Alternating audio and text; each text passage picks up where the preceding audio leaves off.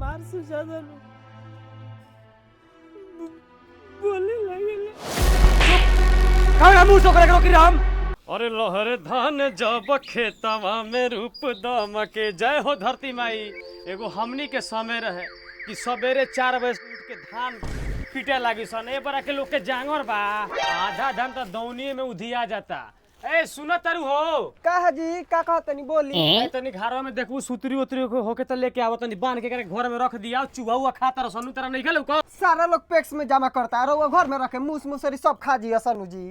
एगो काम करो खाए भर के 2-4 बार रख लिया आ पिक्स में जमा कर दे जा सुतरी लेके आओ। हां ठीक बा जा का भइलो लेके आवो बानी ली मुआ बानी ठीक है कहत रु तू ए प्राण प्यारी खेत के कमाई खेते में लगी 2-4 बोरा रख दिया या फिर वही से कमाई ले खाई ले जानतनी यही से कहनी अनु कि ढेर लोग ऊंचा पैची मांगे आई बोरा देखी नु हे तना अनाज भइल बा चली तनी मांगी आई ओही से कहनी अनु के पैक्सवा में जमा हो जाए आ सुनी ना हाँ। आ हुआ के ट्रैक्टरवा भैया जी के हाँ। मांग लिया मोही पर सब लाद के आ चल जाई आ पैक्सवा में जमा हो जाई।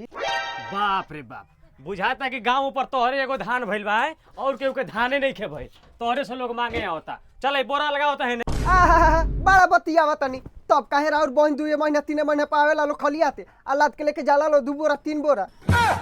हाँ तो बाड़ी ते बड़ी हरामी मेहरारू रे तोरे खानी मेहरारू नु लेंगा लगा के धरे लिसन आ भाई के जमीन में से हिस्सा दिवावे लिसन चल ले हमारा सामने कह दे तो कह दे हमारा बहन के सामने कहबो मत करिए न तो आवते बा सरवे समझ ले डाल देम नाम ओम ओकरा से नगर नाचिन खानी नाचत रहियो। तो सुनी हमरा तो 2 बहन बाड़ी स कोई दिन रहो खरियानी भेजनी है आ बोरा भेजनी है बोली अरे तो तोर भाई बाप नहीं खे भाई बाप कैसे नु खरियानी जला रे के हमरा कैसे जाइए खरियानी हमरा में हिस्सा ना भइल का हमरा बहनिया सब की अरे तार तो सब ह सब काहे खबर बोलता रू ठीक बात का करे के बा हिस्सा निकलवा देम उ हलो आइलो आ पसर के रहिलो ई जवा। अच्छा ठीक बा चल आई बोरा लगाओ बोलला से सामा से नहीं मिले रखे पड़ता उठा तो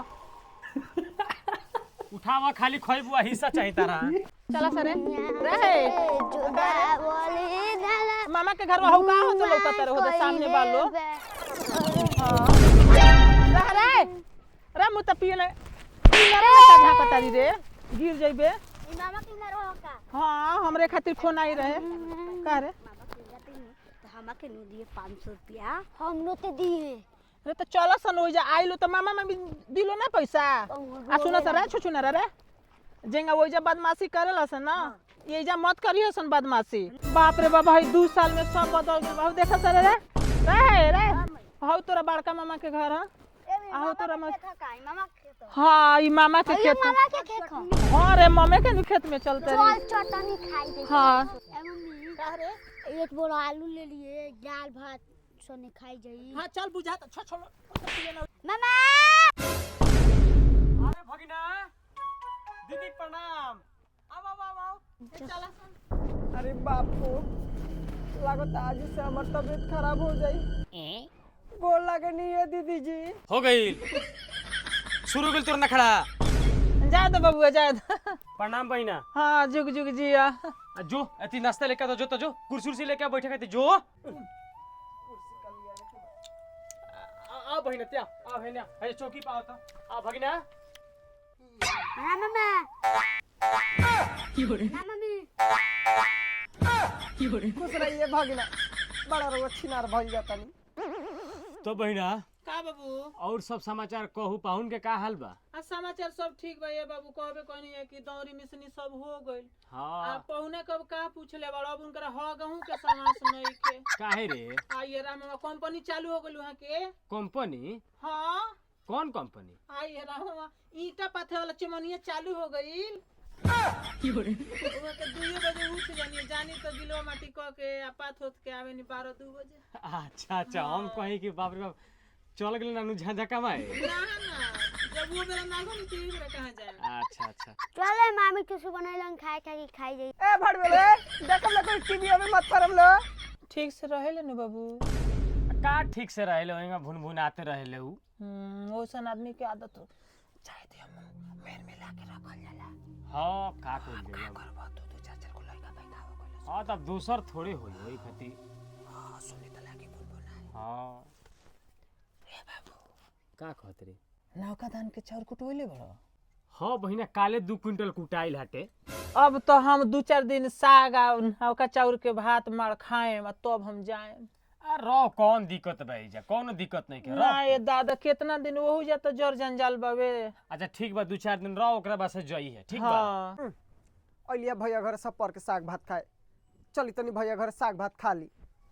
ए रंडालो जाइलो रवल बहरी जाइलो खेले, जाइलो हटिलो। चाउर कुटाई रहलानु सब ऐचा पैचा ले रनिया लोग के दिया गइला। मंगरू चाचा घर से एक बोरा आई रहवे, उहो दिया आई लावे। इहा के का जाने कुटवा दे में एक बोरा आ बहिना के खिया दे। कुटाई ना नहीं खे तो हैं जाए द छोड़ा यही में होला का हो छोट को तेल उल पेरवइले बड़ू। आ कहाँ सरसों भई रहला ये दीदी? उ भूसा में बावे तनी 5 किलो सरसों बता तनी फगुनवा में मरचा उरचा भराई ओई खातिर रखले बानी पियर सरसों। कहाँ सरसों भई रहला मरा गइल सब। ओही में से निकाल के दीदिया के दी है। आइए राम केंगे तू रोवा तारू हमार है बोरा के बोरा है ये सरसों गेहूं चाउर इतना एती भइल बा आ केंगे रोवा तारू हम एजा से बांध के नहीं खिले जाई हां आ एती बा अचार फोड़ले बड़ू। बोरा के बोरा देखा तनी काले पैक्स में जमा हो जाई जानतनी। घरे रही तो सब्जी आन हो जाई वही से पैक्स में जमा हो जाई। आज तो कनिया रहुआ भैया से कि जमा कइम। आ सुनी ना अचार कहाँ भरले बानी तनी हमर तबीयत खराब रहे वो घरिया। रे सुन ते बकर बकर मत बोल ठीक बा। आइल भी दीदी 2-4 दिन शांति से रहे दे जन ले। अरे रहे दे बाबू मजाक करत तारी। तो यही मजा करके चाहिए करा। हम करो दीदी जी के डंटा लेके भगावत तनी का आखिर हुआ कहतनी रखी 4-5 दिन आइल बानी सब करेम धरेम होई जाए बढ़िया से विदाई कर दियाई। आइए राम हम तो आइनी तो तारा के देखनी तो तू हमरा के देखते देखते तार तबीयत खराब हो गइल हवे बुझा तो हम एजा राज करे आइल बानी ओही में बतियावत तारू। देख तोर भाई तोरा खातिर खड़ा बानू। ई बतिया तू ही न जानता रे बबुआ आ इनकर भाई बाप जिंदा बाबे तो इनकर भाई बाप के मोल नहीं के बुझा। ते हमरा के जॉब खोजबे जहां खोजबे हम तोरा खातिर खड़ा बानी। एकरा बोले से का हो जाई? इनकर का बुझाई कि बाप ना रहला तो बाप के जगह पर बड़ भाई रहला हम भाई खातिर आइल बानी आ तहार चलती रहे तो हम एजा झांकियो पर ना है। अरे दीदी हम बानी नु ते हमरा खातिर आइल बड़ी नु ते काहेगा मन थोर करतारी। हम यहाँ से तार धन ढो के ले जाए खातिर नहीं के आइल जल्लू एगो भाई बड़न उनकरे खातिर हम उनकरे मोह माया में चली आइनी लेकिन तहार हेंगा बड़ व्यवहार रहिनु तो हमें जे झांकियो पारी ना। अरे दीदी तेंगा काहे कहते तोरा जॉब मन तब आइते। तोरा ई नहीं के बुझात कि माई बाप के बाद अगर बहन के कोनो आसरा लो तो भाई के आसरा होला। तोरा बुझाता कि ना बात? तोर माई बाप आ तोर भाई बा कि ना? हमरा के रहुआ का डाटा तनी हम कहा कुछ बोलनी है वहाँ के आए हमरा पर रहुआ फूलल बानी लो। फूलल नहीं कि जब से हम आइल बानी हम तार देखा तनी स्वभाव कुछ हम कहत नहीं तो कहत रुकी होइले नहीं कि हम तो खाली मजाक करत रहनी। बताई दीदी हम ही तो मजाके कहनी है और रहुआ दिल पर ले लेनी। रे तो मजाक खाने वाला के मजाक में रुवा दे देला रे हैं। छोटको अभी तारा नहीं के बुझा कहां से कि तार बाबूजी माई जिंदा बालो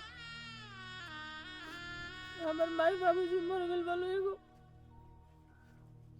बाप मर जालन तो बाप के जगह पर एगो भाई रहेला उहे भाई से भेंट करे आइल बनी जल्लो हम तार धन ढो के ले जाए खातिर मार रहुआ दीदी जी दिले पर ले ले बानी चुप रही। इतना हमारे भाई के धन हो जाए ना तो 1 लोटा पानी या तन ढके खातिर कपड़ा जरूर मिली काहे से कि भाई बाप के ई हक होला।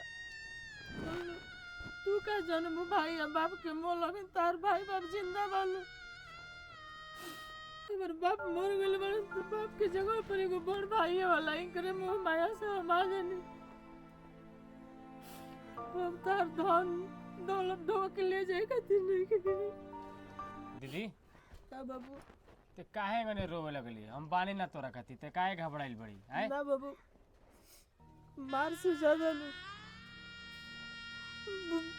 बोले लगे दीदी अरे हम बानी तोरा खातिर काहे ते घबराइल बड़ी? ते का रोवे लगलिस ते? चुप जाए दी हमरा के माफ कर दिया हम गलती भइल हुई हमरा से तो कुछ जाए दी। हम तो कितना आशा लगा के वही नहीं है कि एगो भाई बड़ हो जाए बड़े तने 2-4 दिन हो जाए हो रहते। अरे दीदी तो हम बानी ना रे एकरा आदमी के मोल लानू बुझ